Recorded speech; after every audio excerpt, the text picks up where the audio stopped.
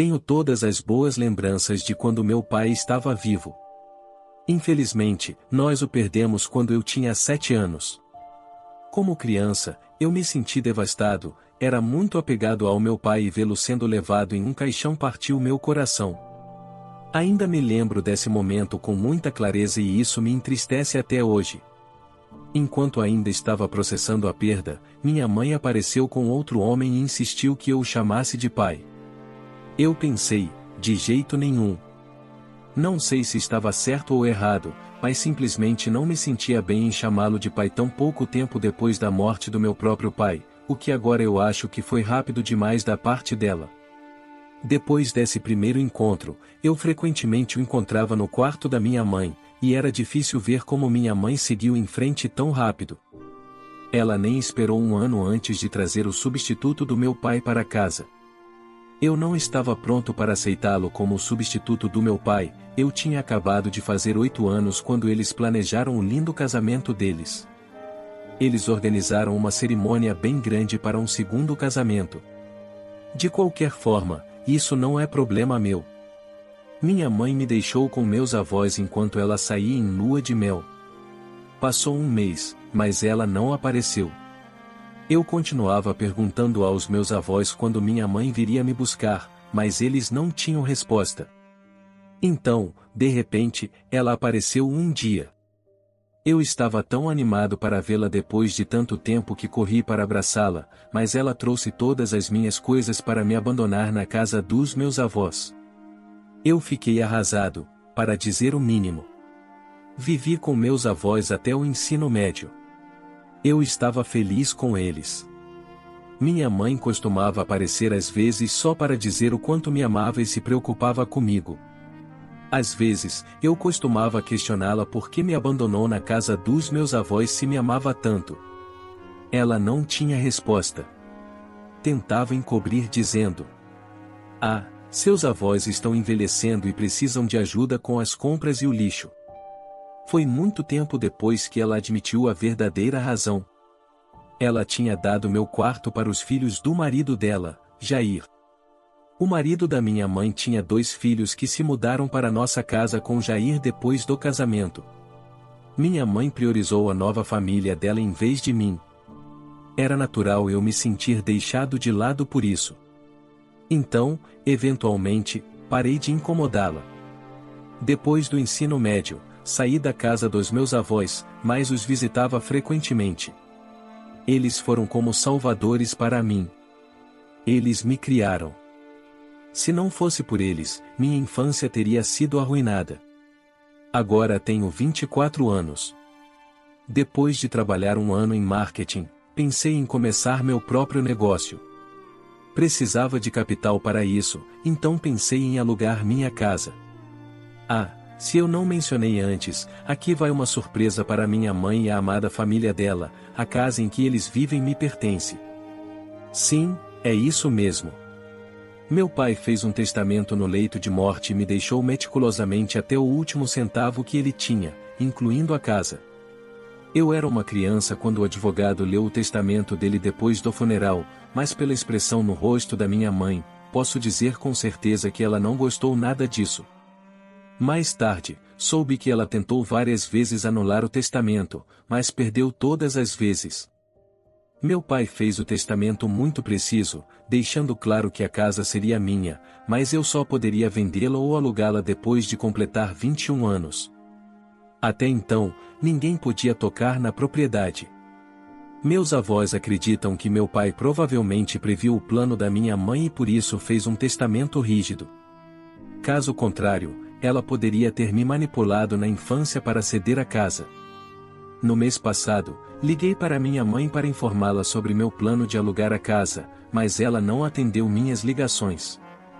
Esta semana, quando fui ver meus avós, disse a eles que estava planejando ganhar um dinheiro extra com a casa.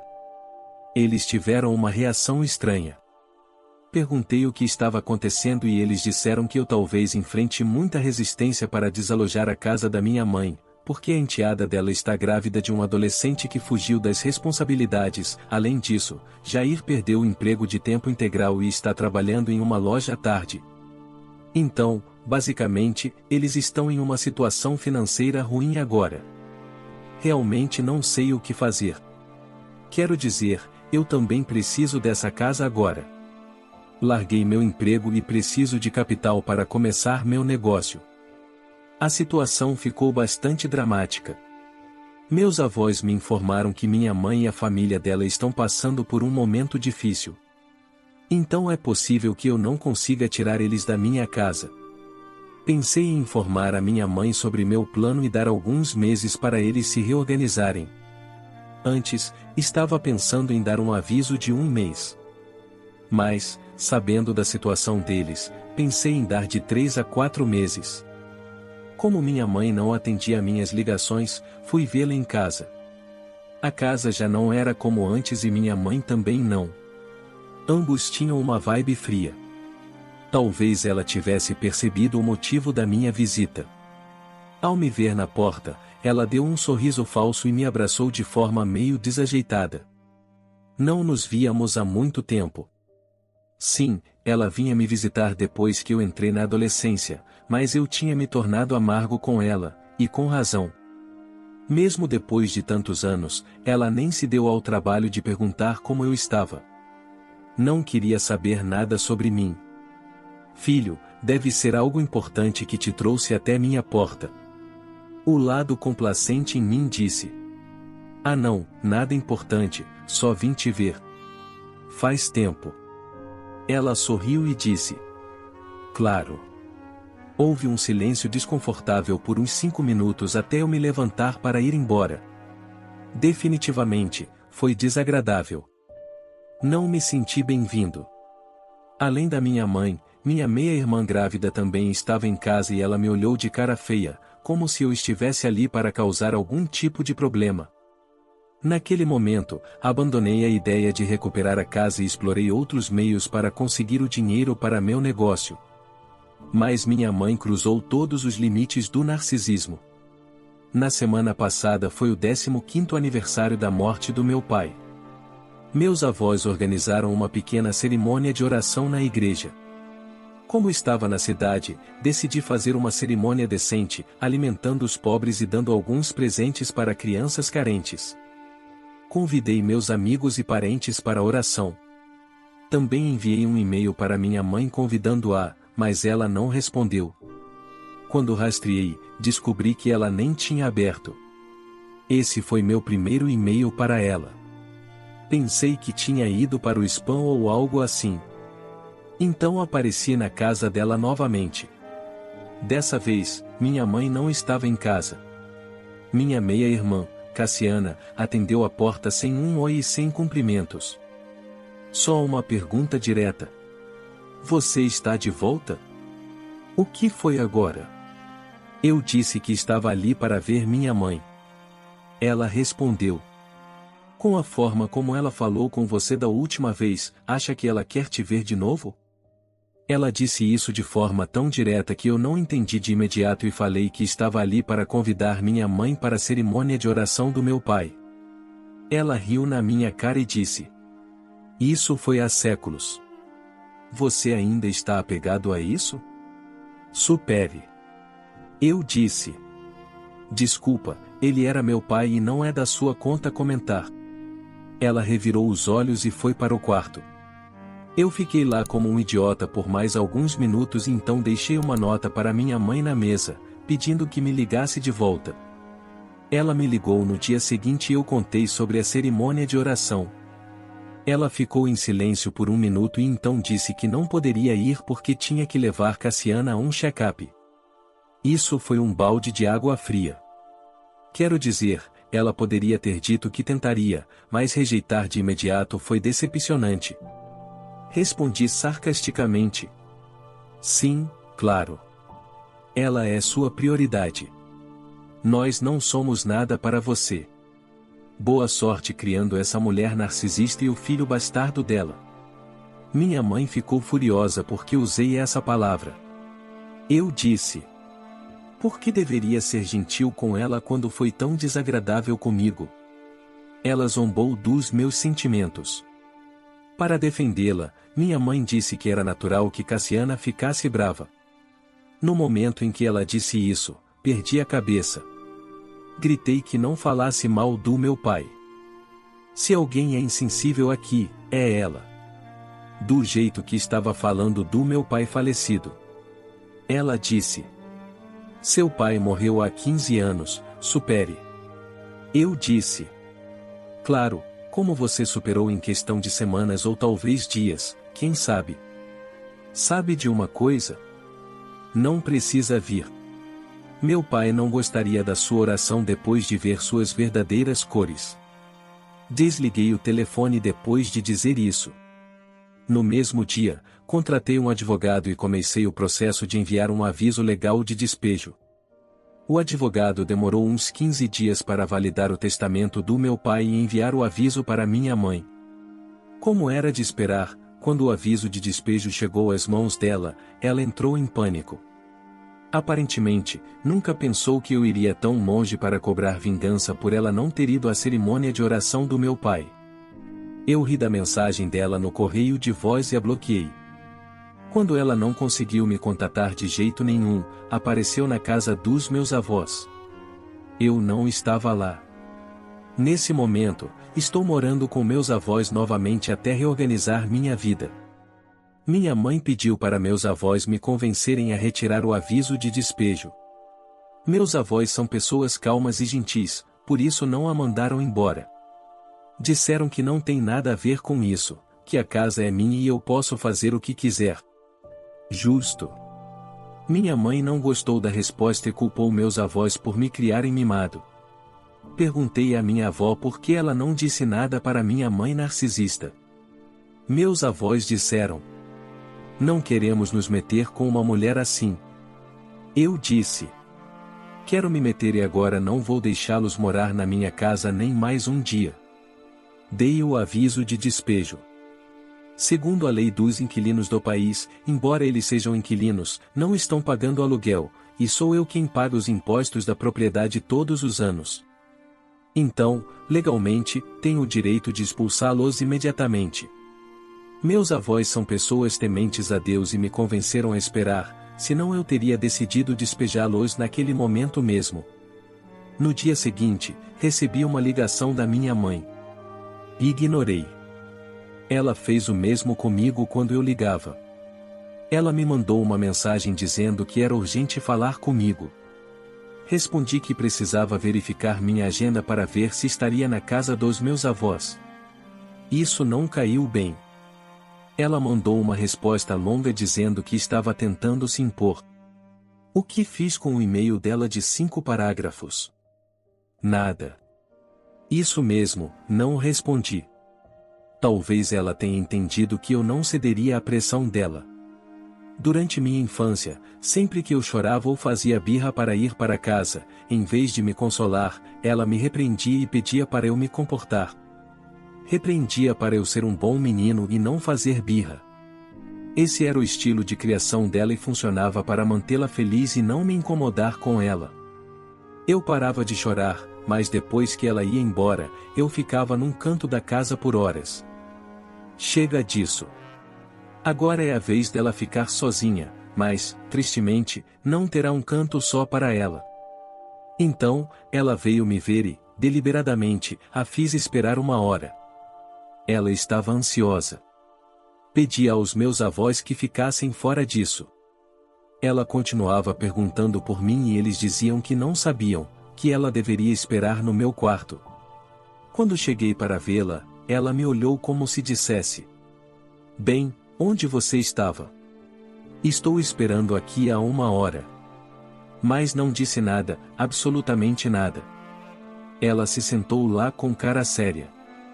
As pessoas na situação dela teriam tentado me agradar, mas ela se manteve firme em seus argumentos.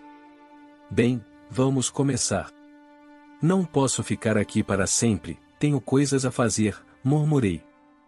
Ela me olhou irritada e perguntou do que se tratava o aviso. Respondi: está escrito nele. Tenho certeza de que você pode ler. Ou quer que eu leia para você? Ela ficou furiosa, me lançou o aviso na cara e disse que não ia deixar a casa por algo tão estúpido quanto um aviso. Depois de terminar de gritar, eu disse: então vamos esperar e ver as repercussões de não seguir a ordem judicial. Ela disse: eu te dei a luz. Não tente ser mais esperto que eu.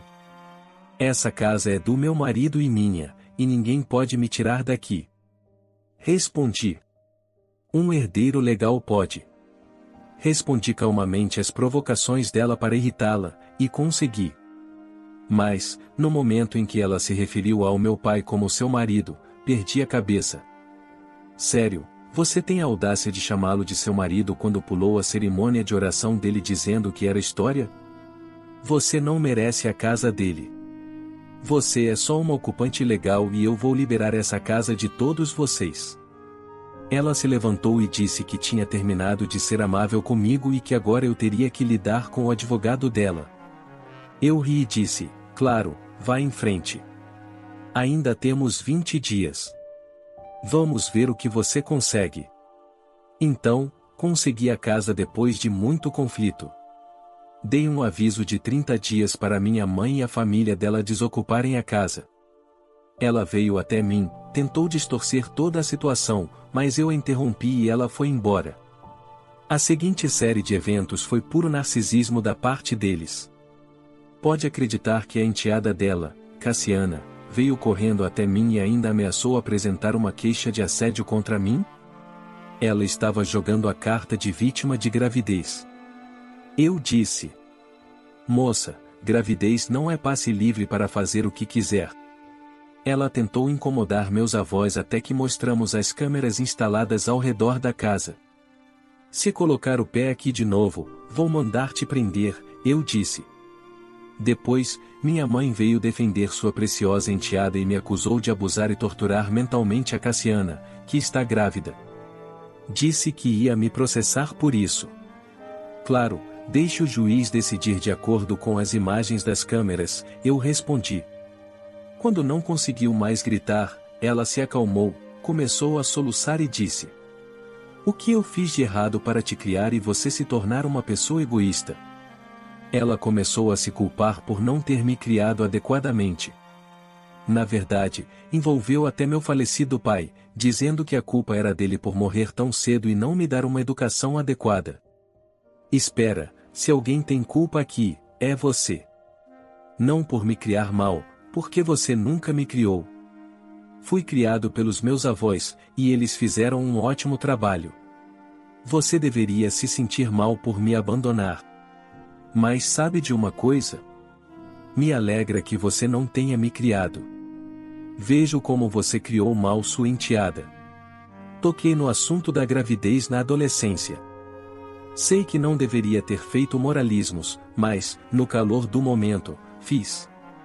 Naturalmente, ela ficou furiosa comigo. Percebi que havia cruzado o limite, então me calei. Depois, disse que não queria continuar discutindo, só queria recuperar minha propriedade. Permiti que eles vivessem lá de graça por tantos anos, e agora, realmente preciso da casa. Tentei fazer ela entender minha situação, que eu havia deixado meu trabalho e precisava de dinheiro para começar meu negócio. Então, alugaria a casa. Ela se irritou porque eu estava expulsando eles só para deixar estranhos morarem lá. Os estranhos vão me pagar aluguel. Se você aceitar pagar, pode continuar morando lá. Ela ficou furiosa porque eu estava envolvendo dinheiro em assuntos. Aqui não tem família. Você me jogou fora como lixo e mal se importou comigo. Meus aniversários, Natal, ação de graças, você mal aparecia. E, quando aparecia, me fazia sentir que estava me fazendo um favor. Que tipo de mãe faz isso? Uma mãe como você, né? Ela tentou todos os meios para me manipular, manipulação emocional, me fazer sentir culpado, e seus habituais ataques de raiva. Quando percebeu que eu não ia ceder, foi embora. O pior é que eles não desocuparam a casa depois disso. O marido inútil da minha mãe ainda tinha que entrar em cena. Esse idiota enviou uma mensagem de voz dizendo: amigo, você não sabe com quem está se metendo. Posso te visitar e fazer você implorar pela sua vida. Um soco na sua cara e você vai esquecer essa casa. Se continuar com isso, vou te deixar desacordado. Esse cara é grande e adora se exibir. Não sei muito sobre ele, mas meus avós me avisaram para não me meter com ele. Ele é um valentão. Claro que é, mas também é um tolo. Apresentei provas contra ele pela ameaça na mensagem de voz. Não respondi porque queria que alguém maior cuidasse disso, a polícia. No dia do despejo, fui à delegacia e registrei uma queixa de ameaça. Tinha provas sólidas. Meu advogado me acompanhou até a delegacia e pediu aos policiais que nos acompanhassem no despejo. Inicialmente, não estavam dispostos a ir. Eles disseram: nos chame se causarem problemas, mas não queremos lidar com ocupantes ilegais por conta própria. Quando cheguei à casa com meu advogado, minha mãe, Jair e Cassiana começaram a nos insultar. Até o marido perdedor dela saiu segurando um taco em suas mãos. Mas, assim que viram o carro da polícia atrás do nosso, recuaram. Os policiais mostraram o aviso de despejo e pediram que saíssem. Eles estavam tão certos de que não sairiam que nem sequer empacotaram suas coisas. Pediram aos policiais mais um mês de prazo. Os policiais me olharam e eu disse: de jeito nenhum, não depois de todas essas ameaças. Eles começaram a usar a gravidez de Cassiana para tentar ganhar mais alguns dias. Mas eu me mantive firme e disse não. Recebi alguns olhares estranhos dos policiais, indicando que eu estava sendo insensível, mas eu estava seguindo o caminho legal. Então, ninguém tinha o direito de opinar. Depois, tentaram negociar mais um dia, mas eu disse 3 horas a partir de agora. Me olharam com amargura, tentando me convencer com olhos lacrimejando. Mexam-se, menos olhares e mais empacotamento, disseram os policiais. Todos nós saímos depois disso. Os policiais pediram que entregassem as chaves na delegacia, de onde eu as pegaria. Meu advogado sugeriu que eu solicitasse uma ordem de restrição na propriedade, caso eles quisessem voltar e me assediar ou aos inquilinos. Eles são perfeitamente capazes de fazer isso. Os policiais entregaram a cópia da ordem de restrição e explicaram as consequências de violá-la. A mesquinhez em suas caras era evidente.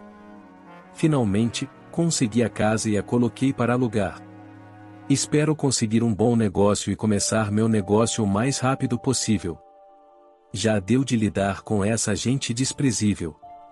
Depois de algum tempo, finalmente consegui encontrar inquilinos para a casa. Levou um tempo porque tive que fazer algumas reformas, mas eles ficaram encantados com o lugar e assinaram um contrato de locação sem problemas. Pensei que finalmente havia deixado para trás todos os problemas relacionados à propriedade, mas parece que as coisas não seriam tão fáceis. Há alguns dias, recebi uma ligação dos meus novos inquilinos, visivelmente angustiados, informando que alguém estava tentando entrar à força na casa. No começo, pensei que era uma tentativa de roubo, mas quando cheguei lá, tive uma surpresa desagradável. Era Jair, o marido da minha mãe, tentando expulsar os inquilinos para tomar posse da casa. Quando confrontei Jair, ele ficou agressivo e começou a gritar que a casa era dele e que ele tinha direito de viver lá. Tentei acalmar a situação e expliquei que ele não tinha mais nenhum direito sobre a propriedade, que inclusive tinha uma ordem de restrição contra ele. Mas ele se recusava a ouvir. A situação estava prestes a sair de controle quando os vizinhos, alertados pelo barulho, chamaram a polícia.